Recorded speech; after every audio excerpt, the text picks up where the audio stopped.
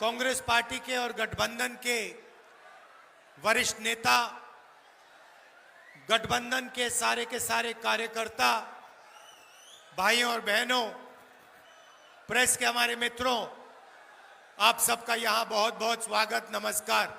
आपका मूड कैसा है? नहीं, मुझे सुनाई नहीं दिया, जोर से। मैं बिहार के युवाओं से सवाल पूछना चाहता हूं। पूरे देश में जहां भी मैं जाता हूं, जिस प्रदेश में मैं जाता हूं, वहां बिहार के लोग मुझे दिखाई देते हैं। कर्नाटक, बेंगलोर, हैदराबाद, मुंबई, असम, बंगाल, सब जगह बिहार के लोग दिखाई देते हैं। सही है, गलत है? आप दुबई जैसी जगह को आपने अपने खून पसीने से बनाया है। आपके खून पसीने से दुबई बना है। सही है, गलत है?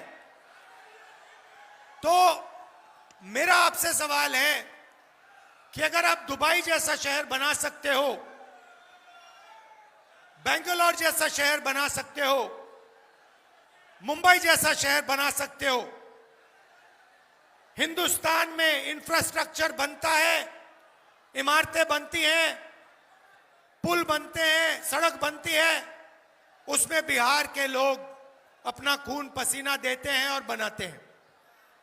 तो मैं आपसे पूछना चाहता हूं, ये जो चमत्कार आप बिहार के बाहर करते हो, ये आप बिहार में क्यों नहीं कर पा रहे हो? बिहार में क्या कमी है कि बिहार की जनता की जो ऊर्जा है, जो क्षमता है, जो कैपेबिलिटी है, वो बिहार को बनाने में नहीं लग रही है? दूसरा सवाल, नालंदा आया हूं। एक समय होता था जब नालंदा की जो यूनिवर्सिटी थी, वो पूरी दुनिया में मशहूर थी। जापान से, कोरिया से, चाइना से, इंग्लैंड से, अलग अलग देशों से लोग यहां आते थे पढ़ाई करने। दुनिया का शिक्षा का सेंटर था बिहार, और नालंदा सेंटर था दुनिया के शिक्षा का। आज आप बाकी प्रदेशों में पूछो, बिहार के यूनिवर्सिटीज, कॉलेजेस, स्कूल के बारे में पूछो, आपको बताएंगे बिहार में तो सिर्फ पेपर लीक होता है और कुछ होता ही नहीं है। पेपर लीक होता है।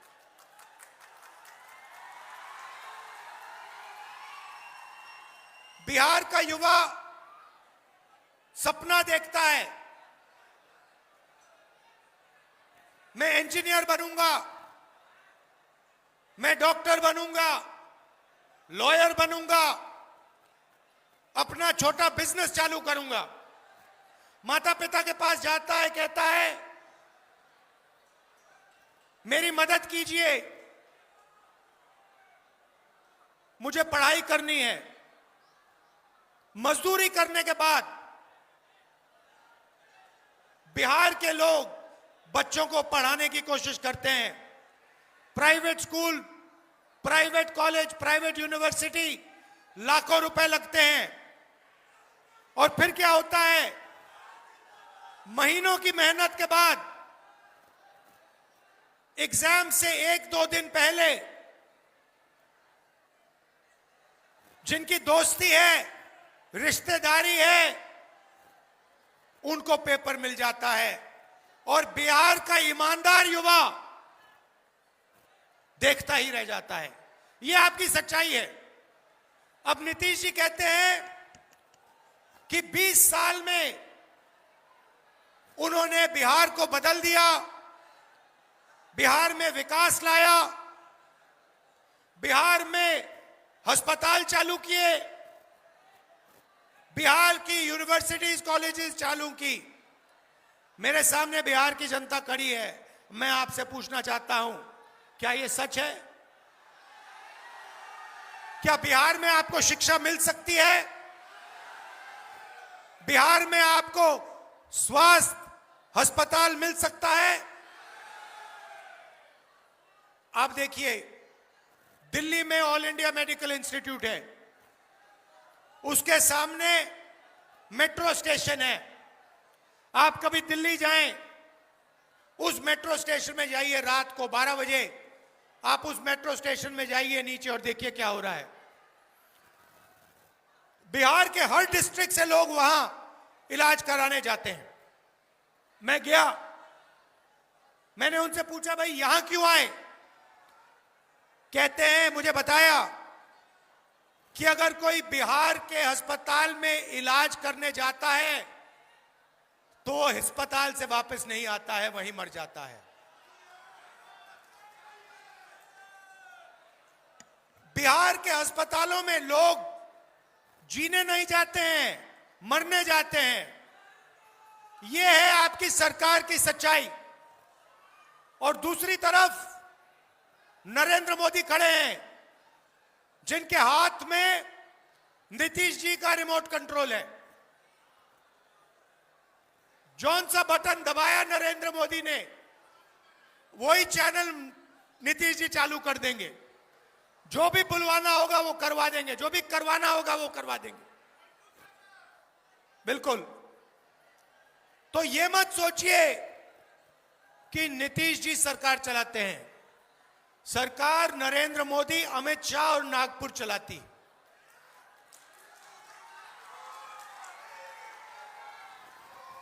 अब ये देखिए, दो हिंदुस्तान बने हैं। अभी छठ पूजा के समय नरेंद्र मोदी जी ने निर्णय लिया कि वो जाके यमुना में स्नान करेंगे। आपने देखा फोटो देखी? एक तरफ हिंदुस्तान की सच्चाई, बिहार की सच्चाई, यमुना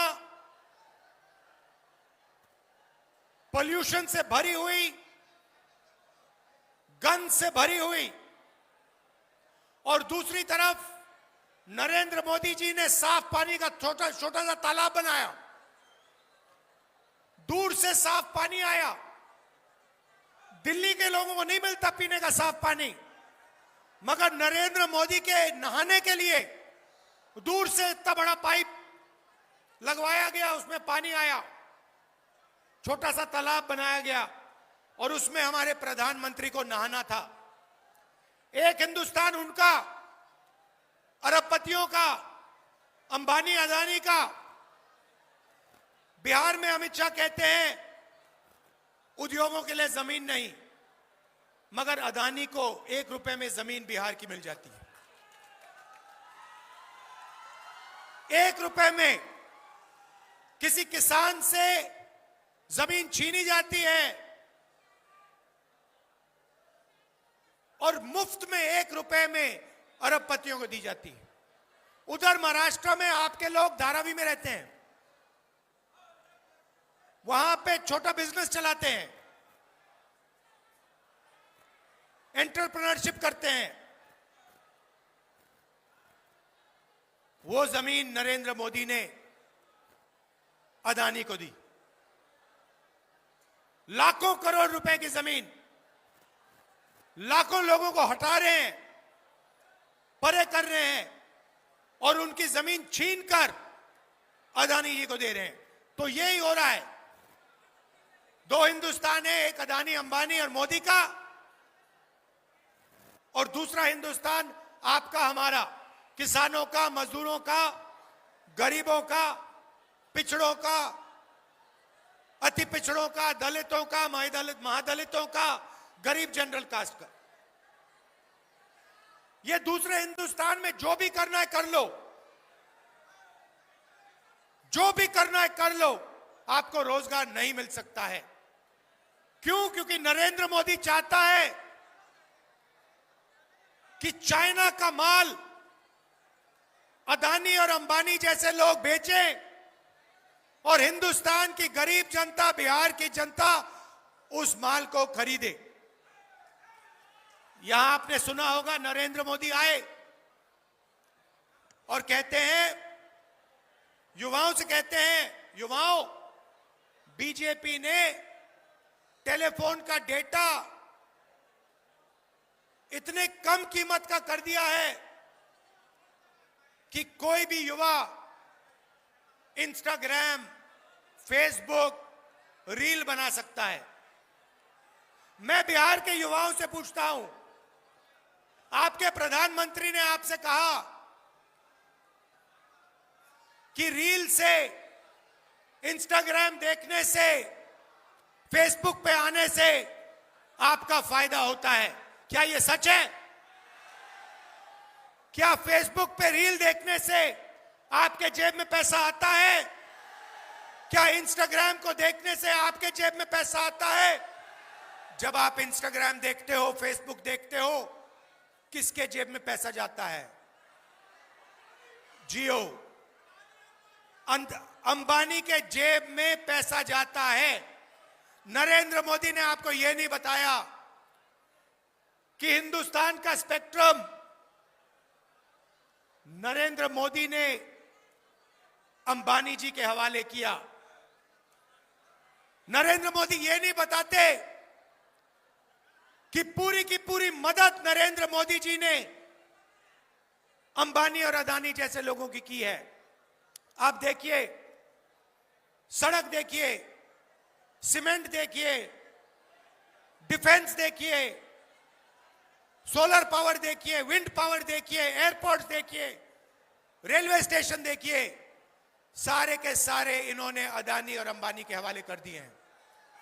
पहले आपको रोजगार मिलता था पब्लिक सेक्टर में, सरकारी कंपनियां होती थी, सारी की सारी बंद कर दी हैं, बेच दी हैं प्राइवेट लोगों को।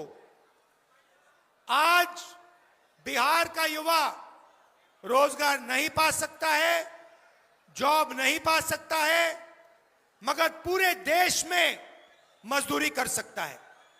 क्या ऐसा भविष्य आप चाहते हैं कि बिहार हिंदुस्तान का लेबर क्लास बने?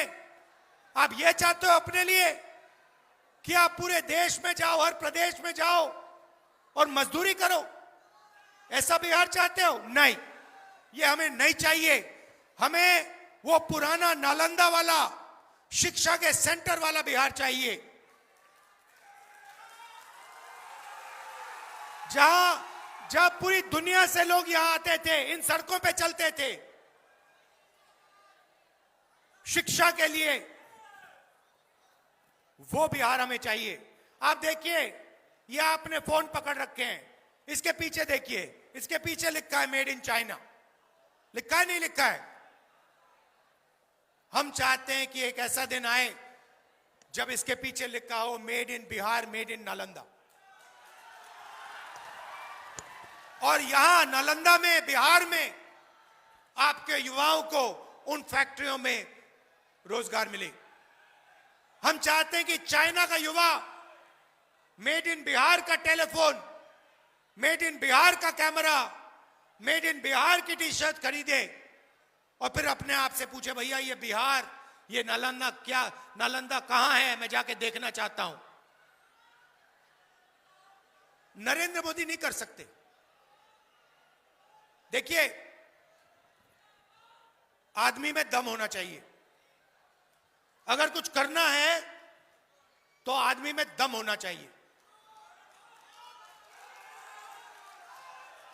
वो अमेरिका का राष्ट्रपति है, उसने 50 बार हिंदुस्तान के प्रधानमंत्री का अपमान किया है। 50 बार।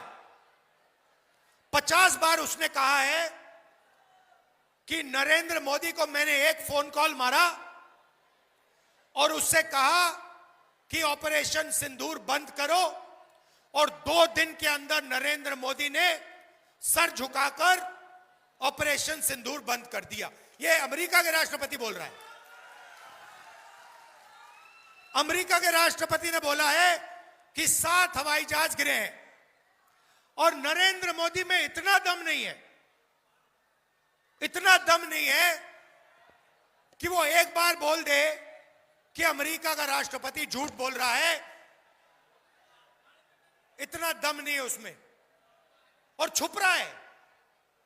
उसको अमेरिका जाना था, अमेरिका में डोनाल्ड ट्रंप से मिलना था, मगर डर गए हैं, वो जा नहीं रहे वहां, और इधर वोट चोरी कर रहे हैं 24 घंटा। वोट चोरी क्यों करते हैं? महाराष्ट्र में वोट चोरी क्यों की? हरियाणा में वोट चोरी क्यों की? क्योंकि वो आपकी आवाज से डरते हैं। बिहार की जनता, हरियाणा की जनता, महाराष्ट्र की जनता की आवाज से डरते हैं। यह सच्चाई है।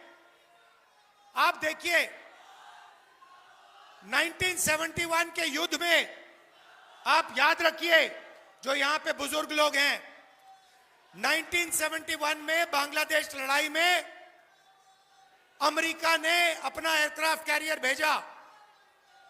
7th फ्लीट थी उनकी, उन्होंने अपनी नेवी भेजी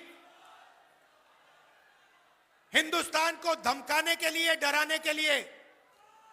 इंदिरा गांधी जी प्रधानमंत्री थी, उन्होंने कहा आपकी नेवी से हम नहीं डरते, आपको जो करना है करो, हमें जो करना है हम करेंगे। ऐसे प्रधानमंत्री होते हैं। वो महिला थी, इंदिरा गांधी जी महिला थी, मगर इस मर्द से ज्यादा दम उस महिला में थी। नरेंद्र मोदी जी डरपोक हैं, मैं आपको बता रहा हूं। ना उनका विजन है, ना वो अमेरिका के राष्ट्रपति के सामने खड़े हो सकते हैं। यह सच्चाई है। और मैं चैलेंज देता हूं कि नरेंद्र मोदी में अगर दम है तो बिहार में मीटिंग कर रहे हैं, किसी भी मीटिंग में कह दें कि अमेरिका का राष्ट्रपति झूठ बोल रहा है, मैं इसके सामने नहीं झुका, मैंने ऑपरेशन सिंदूर नहीं रुकवाया। मैं चैलेंज करता हूं कि नरेंद्र मोदी जी बिहार के युवाओं को यह कह दे, नहीं कर सकते। और उल्टा वोट चोरी करके अंबेडकर जी के संविधान को रद्द करने में लगे हुए हैं। आपको याद होगा इन्होंने कहा 400 पार संविधान को खत्म कर देंगे। वोट चोरी के बाद ये बाल निकले, बाल चुनाव जीते। और अगर वोट चोरी नहीं की होती, मैं आपको बता रहा हूं, इंडिया गठबंधन की सरकार आज हिंदुस्तान में राज कर रही होती। भाइयों और बहनों, यह संविधान आपका है, यह कोई नई किताब नहीं है। इसमें आपकी आवाज है, हजारों साल पुरानी आवाज है। इसमें हिंदुस्तान के जो महापुरुष हैं, अंबेडकर जी, गांधी जी, बुद्ध भगवान, नारायण गुरु, फूले जी, इनकी आवाज है। इसको ये खत्म करना चाहते हैं आरएसएस के लोग। और नरेंद्र मोदी जी संविधान नहीं चाहते हैं, वो इसको खत्म करना चाहते हैं। हिंदुस्तान की सारी संस्थाएं जो हैं वो आपसे छीनना चाहते हैं, और वो वही समय लाना चाहते हैं जो पहले था, आजादी से पहले, जो जहां कोई इलेक्शन नहीं होते थे, राजा महाराजा निर्णय लेते थे, जो करना चाहते थे करते थे। उनको किसी की जमीन अच्छी लगी तो जमीन ले ली, वैसा हिंदुस्तान चाहते हैं। ये सारा का सारा ढांचा जो है, चाहे लोकतंत्र हो, चाहे अस्पताल हो, चाहे यूनिवर्सिटीज कॉलेजेस हो, ये इस संविधान की देन है। इसके बिना ये कुछ नहीं होता, इसके बिना ये हो ही नहीं सकता था। और ये अब अंबेडकर जी के संविधान को खत्म करने में लगे हैं। और बिहार की जनता को साफ कह देना चाहिए कि इस संविधान को हम नहीं छूने देंगे।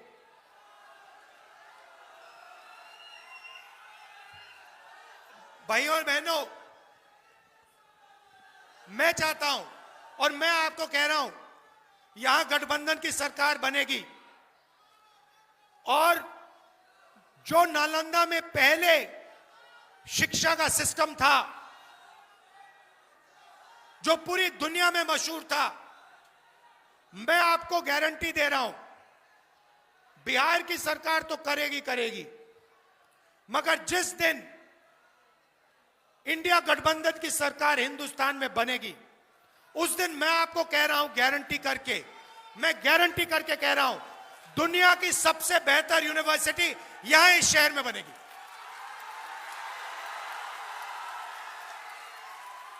और हम एक चिन्ह बनाएंगे पूरी दुनिया के लिए कि बिहार शिक्षा का सेंटर है, नालंदा शिक्षा का सेंटर था और एक बार फिर नालंदा शिक्षा का और रोजगार का सेंटर बनेगा। गठबंधन इस काम को पूरा करने की कोशिश करेगा बिहार में, और जब दिल्ली में सरकार बनेगी पूरा का पूरा दम लगाकर हम यहां पे दुनिया की सबसे बेहतर यूनिवर्सिटी, बिहार को मैसेज देने के लिए, दुनिया को मैसेज देने के लिए, हिंदुस्तान के बाकी प्रदेशों को मैसेज देने के लिए कि बिहारी मजदूर नहीं है, बिहार शिक्षा का सेंटर है, रोजगार का सेंटर है। कुछ दिन पहले मैं आपके स्टूडेंट से मिला, दिल्ली में पढ़ाई करते हैं।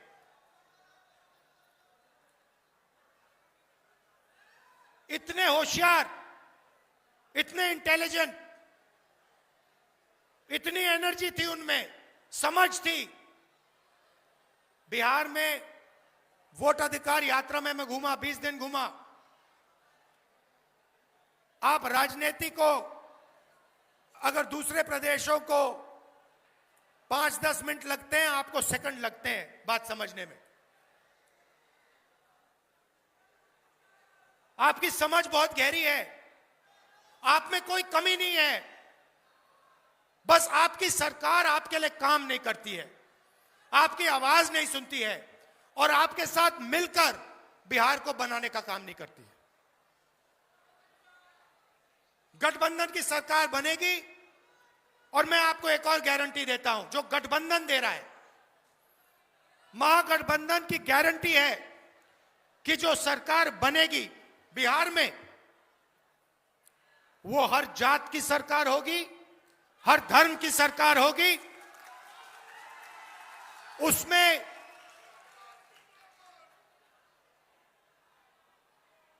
अति पिछड़ा,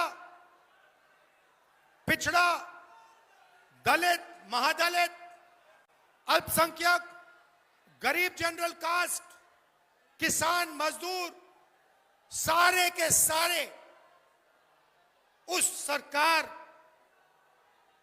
उनकी आवाज उस सरकार में शामिल होगी, यह मैं गारंटी आपको दे रहा हूं। क्योंकि बिहार को बिहार की सरकार की जरूरत है, बिहार को हर जात, हर धर्म की सरकार की जरूरत है। जैसे मैंने यात्रा में कहा, 4000 किलोमीटर चला और यात्रा में कहा, नफरत के बाजार में मोहब्बत की दुकान खोलनी है। नफरत से प्रदेश या देश आगे नहीं जा सकता है। नफरत से किसान को, मजदूर को, युवा को कोई फायदा नहीं होता। नफरत से नरेंद्र मोदी और अमित शाह जैसे लोगों को फायदा होता है, इसलिए वो फैलाते हैं। मगर बिहार की जनता को नफरत से फायदा नहीं होता, मोहब्बत से फायदा होता है, भाईचारे से फायदा होता है। वैसी सरकार हम चलाएंगे। आप सब दूर दूर से आए, दिल से मैं आपका धन्यवाद करता हूं और एक बार फिर कहना चाहता हूं कि संविधान की रक्षा करनी है। ये जो वोट चोरी करने की कोशिश कर रहे हैं, बिहार के हर युवा को ये वोट चोरी रोकनी चाहिए। पोलिंग बूथ पे आप ध्यान से रहिए, इलेक्शन डे पे आप ध्यान से रहिए, क्योंकि ये वोट चोर हैं। बीजेपी के लोग, आरएसएस के लोग संविधान को नहीं मानते हैं, ये वोट चोरी करने की कोशिश करेंगे। जैसे इनने हरियाणा में, महाराष्ट्र में वोट चोरी की, यहां भी ये वोट चोरी करने की कोशिश करेंगे। आपको और हमको ये रोकना है। धन्यवाद, जय हिंद, नमस्कार।